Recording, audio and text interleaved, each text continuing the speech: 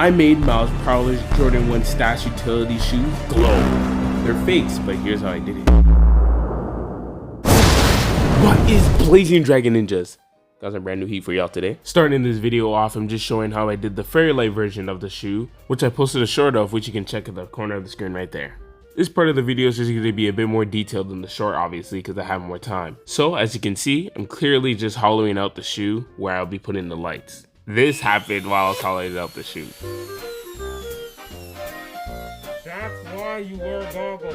So when doing this, please take that into consideration. So for the part you have to hollow out by your big toe or MTP joint, that part right there, you don't want it to be completely hollow to where you can put your finger through. You should leave a little bit to where the light can rest. Here's a picture of what I'm talking about. That thin netty material is what you should leave behind. Installing the fairy lights is very easy, but there is one thing I would change. Being where the cord of the battery pack is. See where it is? Damage happened to it, and I'll show you later in the video of why. As for the placement of the fairy lights, you count up an even amount. Let's say it is 30, you do 15 and 15. And then wrap them around your finger and then place them at the bottom. This also happened for some reason. That was on camera. That fly is cooked. How dare it land on me? Let's just say I couldn't guarantee the fly's safety, but now I'm gluing in the fairy lights. Now that both parts of the fairy lights have been installed, let's see how it looks when it's lit up. And it's quite nice, but we do need to add some reinforcements. So let's get to working on that. My first idea was to use an acrylic. So I just started by tracing it out, further tracing it out with a Sharpie, sanded it down for the light to appear more diffuse, and then heated it with a heat gun so it's easier to cut. Try that technique, it works really well. Now I'm just gonna see if it's the right size, then we're gonna get to sanding. After confirming that it fits, I'm now going to trace it out to make the second one. And after it's been cut, we're going to hit it with the E6000 and super glue combo to seal it in place.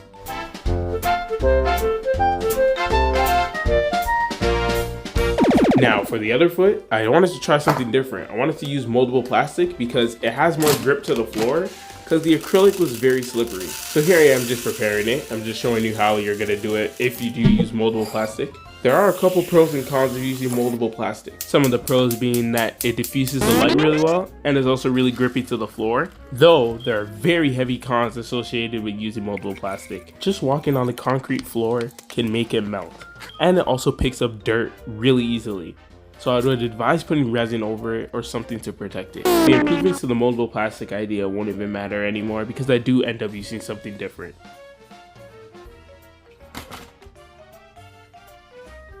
Now with all the pieces in place, you can see it in the dark. And as you can see, I just applied some resin on top of the moldable plastic. And at this point, the video would be done. It'd be over, this is how the shoe would look, and that would be the final product. Until... Yup, that's right, it broke. It broke, yeah, and I had to restart all over for both shoes actually. The fairy lights just ripped off, but with error comes improvement, and I realized my mistakes on the previous one and adapted. No maharaga though. So after the fairy lights broke, I thought of a new idea, and I thought of using these type of lights. These lights are different, but I didn't go with these lights for the final product, and I'll show you the other ones I used later. The next plan was to expand the size of the hole so it's more movie accurate.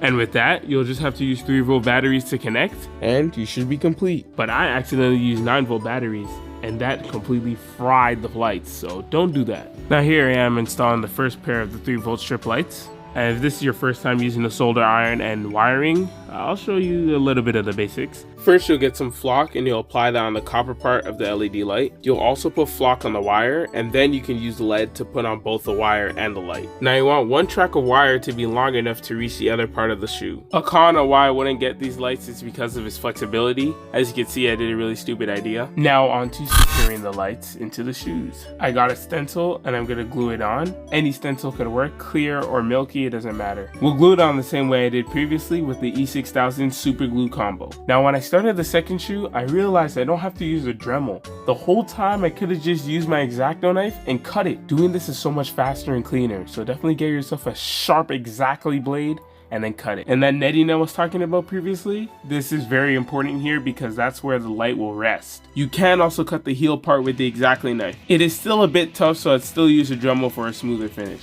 And here's what you should have right now. I'll continue with the same thing and install the lights on both parts of the shoe. Here's the current format of the shoe. As you can see how the wires go through one light to the other.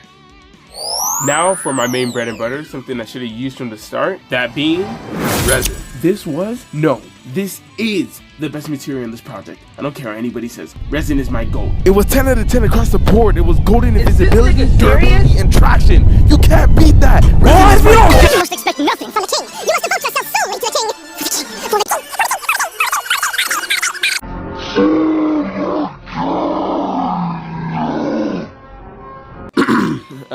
Let's just continue. Now I'm just pouring resin into the shoe. To be more specific, I'm pouring resin into the spots where I put the lights. This will protect the lights from damage and also from my foot stepping on it so the light doesn't break. On the side where the utility pocket is, I drilled a hole there so I can fit the wiring through from the battery into the lights. Here's just a quick animated visual representation of what I did. This animation should help give you the perspective of pouring the resin and also where I drilled the hole in the shoe. I did this because previously when I had the fairy light wire go over and into the shoe, my foot was contacting the wire and it ripped it. So to avoid that and to avoid my foot hitting it at all costs, it's good to just keep it on the side. Also, I installed the lights incorrectly. They should be in a perfect circle. Don't make them bend inside. I made this mistake because I thought the translucent stencil would make the light more diffuse.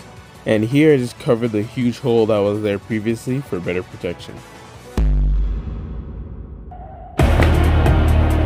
Here it is, the shoe's complete. I kind of do like the fairy light color a bit more.